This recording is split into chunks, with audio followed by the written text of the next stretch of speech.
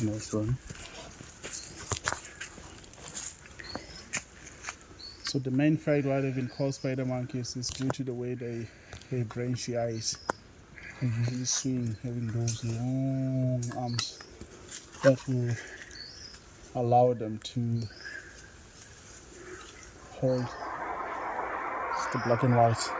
Roughly, those are the second loudest primate.